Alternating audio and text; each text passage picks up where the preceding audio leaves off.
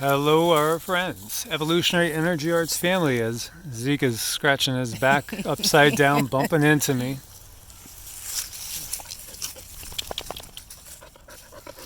There he is. He likes the pine needles on the floor. Yes, Ground. yes. And I was telling Cindy that, so much of the Southeast is all like this. I mean, Georgia, Alabama, Mississippi, South Carolina, parts of North Carolina, and northern Florida. Very much, it looks the same in most of these places. Beautiful area. It is really pretty, and we're noticing how the vines like to move their way up and down the trees, and they like to touch the other trees. And in some cases, though, they might hurt them. Like my mom has a yard, and she has what's called silver lace, and these silver lace kind of reach out for the other trees, and they wrap around them. So it's interesting to see how the plants know to reach to other plants. Yeah, definitely.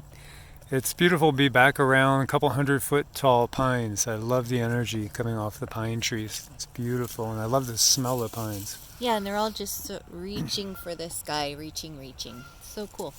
So we had made a video which we cut short a while back because of interference from the outside again. Remember how it shut us down? And maybe it'll shut us down again. We'll just keep trying. But in it, I was talking about some experiences I've had and what we have discovered about what happens with, life after death, and just like our deceased loved ones and relatives. Mm-hmm. Like, I've been able to sense things. Like I knew my mom was about to die, and I knew she came to me probably about 12, 16 hours before she passed on. We were 3,000 miles apart at the time, but I could tell it was her. I felt something, like somebody on my left side, and then I felt like a touch of my chin. Mm-hmm. And I knew what she was doing because she hated me having facial hair. She always wanted me to be clean shaven. So what she was doing is telling me, shave that thing. They do. They send us messages, I feel, more often than not. But what's really, really important when you're dealing with your loved ones that have passed is to listen and pay attention, and don't write things off as just coincidence or something, oh, that just happened. No, no, no, no, no, no. You start to open communication by acknowledgement. Yeah, very often Cindy can connect with people's loved ones that passed on, and she has many, many times. And, with my mother, my father, now my mom just died a little bit over a year ago, and my dad passed on, 22 years ago. And my brother passed on way back when I was 5 years old, so like 50 years ago. And, she's been able to see where they are, and my brother, he hasn't reincarnated yet. No. Neither has my father or my mother. Right. No, they're still up there actually, and both grandfathers too. Now there's some people I just instantly know reincarnated, but part of their essence can still stay with you. They wanted to come and finish their mission. Say maybe they were a star seed, and they were having trouble here on Earth, and they had left early. Those are the ones that usually want to reincarnate. So sometimes you get something, sometimes you don't. It's just a matter of asking to see and then allowing the information to come in. Yeah, so that's interesting because both my grandfathers died at the same age, and that was 70 plus years ago. Long time ago. I'd never actually met either of them, but neither of them have reincarnated. And Cindy was giving me descriptions of what they're both doing, and it made perfect sense because one grandfather helped build the Nautilus submarine and was a career Navy guy over like 35 years in the Navy, mechanical engineer, and the other was a farmer, raised chickens. And so they're doing very similar things on the other side still. As above, so below. It's not really that different than here. I know. I don't even really like to say on the other side because they're blended with us in many, many different ways. And as long as I have like what I've learned through being a medium, as long as I have permission to look and somebody has the desire, then I get more information than not. I'm not sure why it's like that, but it is. So if someone does want me to connect, it's just I'm allowed to connect more. I think Zeke's hamming it up. He is. He's what is that? Photobomber. He's photobombing it, yes. He's sticking his head right now through my arm and the camera. I think that what Cindy said there was something that I don't think I've ever heard anybody else say, was that it's not really the other side, right? Three and four are, they're part of the same matrix. They're we're here, we're there, we're here, we're there. Mm-hmm. And so there was a great question. Somebody said, what's the difference between Kundalini, a light body, and a Merkaba? Well, it's just the same thing. We go into chakras first. You got to open up the chakras. They have to be working, fully functioning, because think about it. The chakras, in effect, are multidimensional portways. They are, think of them as stars, stargates, portals. Information highways. They're information highways to other densities. The bottom line, as somebody else had pointed out and sent me an email, we've been trying to keep up with the emails. It's been challenging, but somebody else sent an email, and it was basically talking about the dark ones that are in this realm. And ultimately, we're their food supply in so many ways, because they actually feed off of energy, a certain frequency of energy, fear, hatred, all the lower vibrations. And so they can't go to the higher densities. It's like the ladder of ascension stops at a certain place when you're on that path. The path of the dark side, for, the dark side of the force, for a lesser term. Whereas on the other side, you could keep climbing.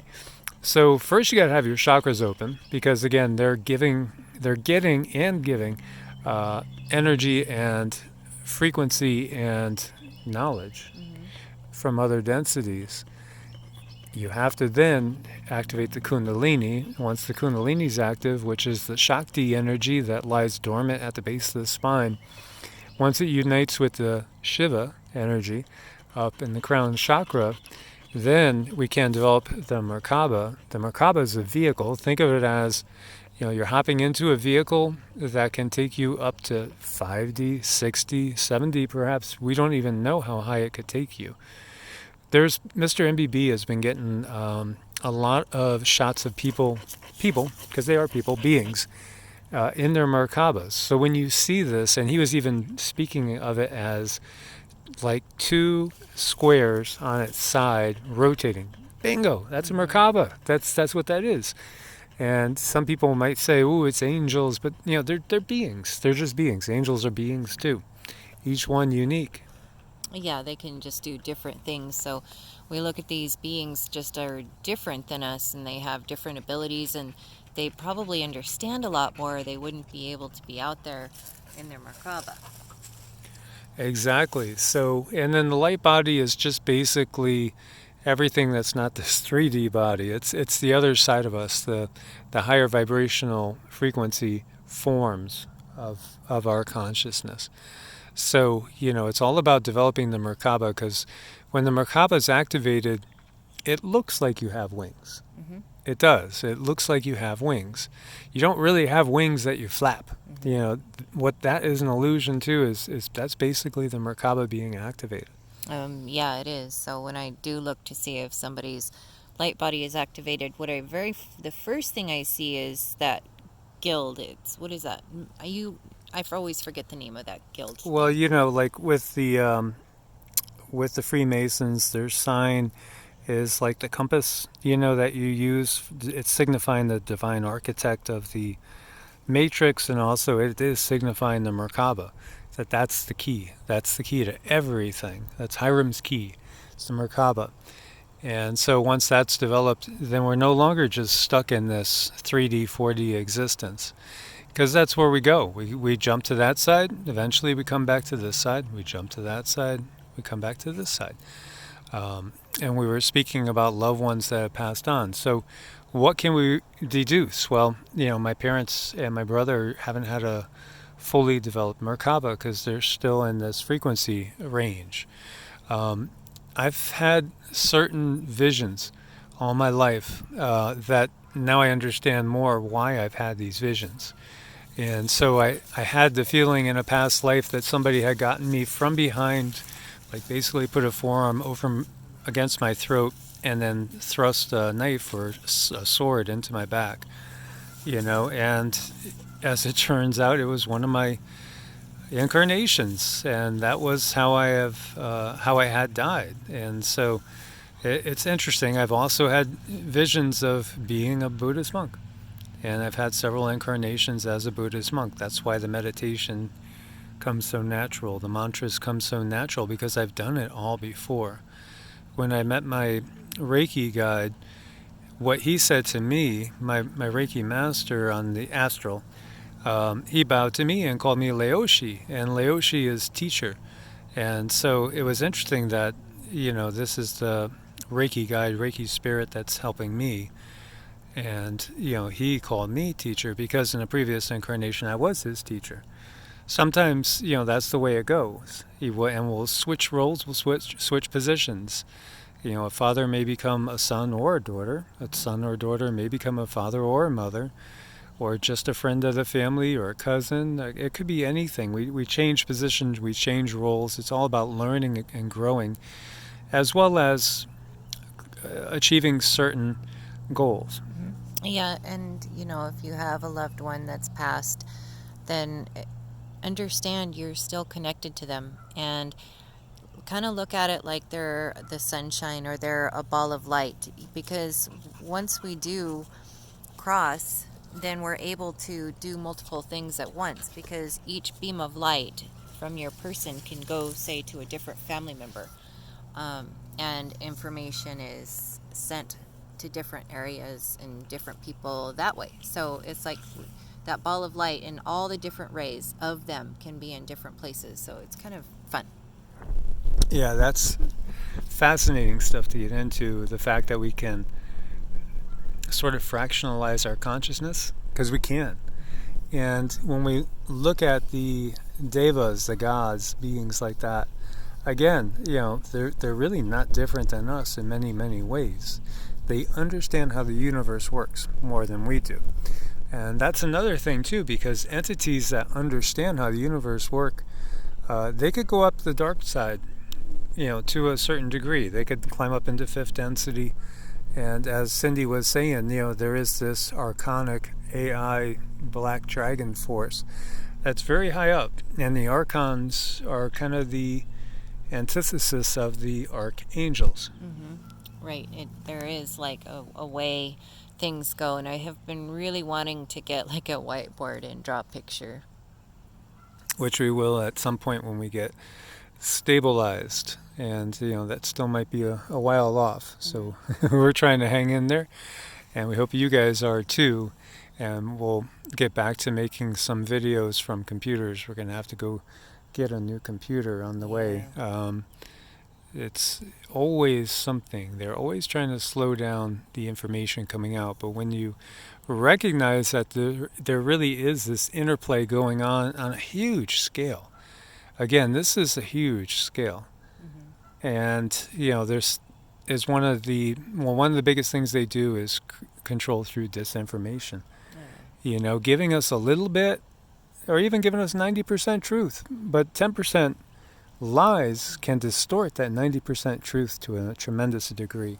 It can. It really can. So what do we have to trust? We have to trust ourselves and our own heart. We do. But know that your loved ones are there. They're still there. And there's a part of them that never leaves you, because we have this interconnectivity. Quantum entanglement. We are all entangled. We're always entangled. I think especially after they are able to be discarnated, they probably have ways to reach you through signaling different energies, and they want you to know that they're there. It's important for them to know that they're able to comfort you. So talk to them. Most definitely.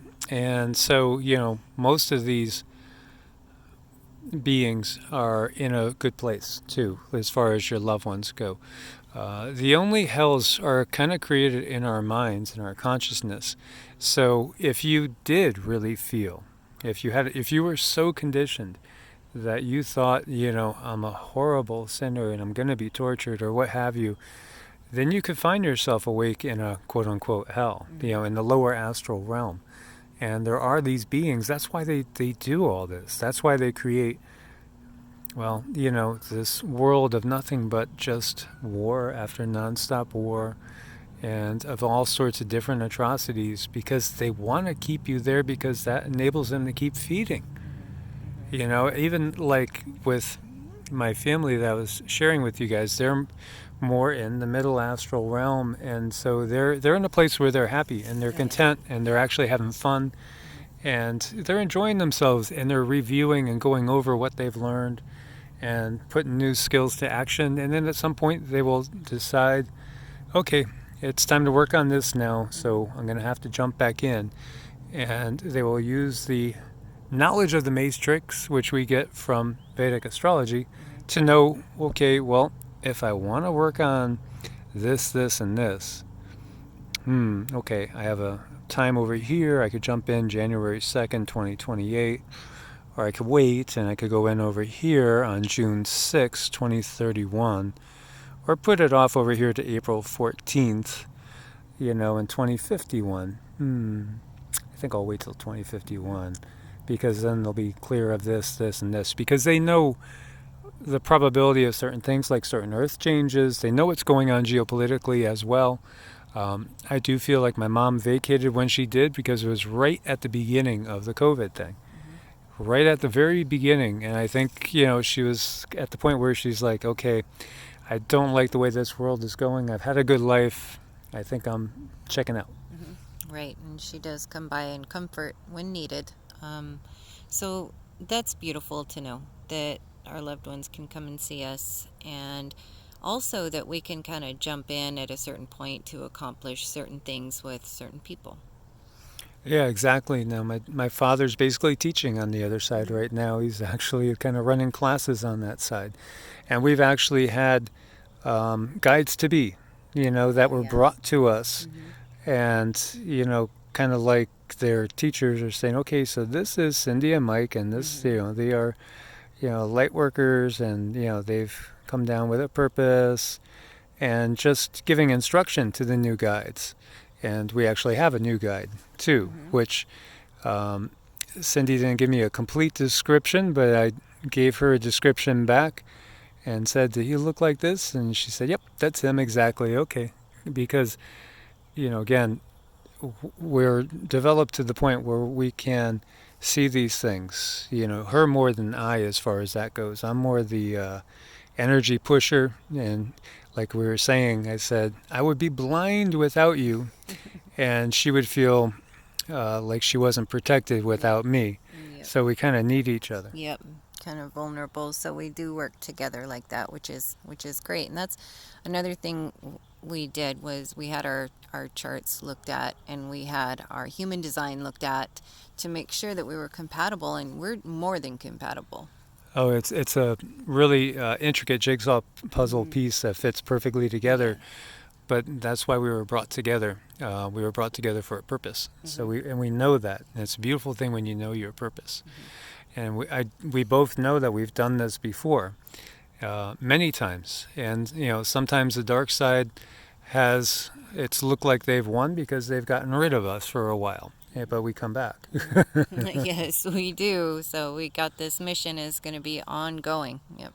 Yeah, no, it won't end with this life either. And that's a good thing, I think, to end on. So thanks for being part of this family. Thanks for your support on Ko-Fi and Patreon. If you need to reach out to us, it's EEARTS at Proton Mail or evolutionaryenergyarts at gmail.com. God bless and namaste. God bless, guys. Namaste.